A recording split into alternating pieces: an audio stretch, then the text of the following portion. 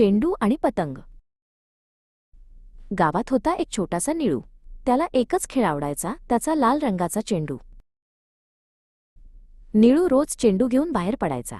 चेंडू हवेत उडवायचा आणि तो धावत जाऊन पकडायचा. शेजारीच राहायची सई. सईकडे एक सुंदर पिवळी पतंग होती. तिला ती खूप आवडायची. पण सईला पतंग एकटीने उडवता येत नव्हती. तिला मदत हवी होती, पण ती विचारू शकली नाही. निळू रोज सईला एकटीला खेळताना बघायचा. त्याला वाटायचे तिच्याशी बोलावे. एक दिवस निळूचा चेंडू खूप उंच गेला आणि सईच्या घराच्या छतावर अडकला. सईने हे पाहिले. ती पटकन धावत बाहेर आली. मी मदत करू? तिने विचारले. निळू खूप आनंदी झाला. हो, मला हा चेंडू खाली हवा आहे. सईने तिचा पिवळा पतंग छतावरच्या चेंडूकडे सरकवला. हळूच, आणि चेंडू खाली आला. निळूने चेंडू उचलला. दोघेही हसले.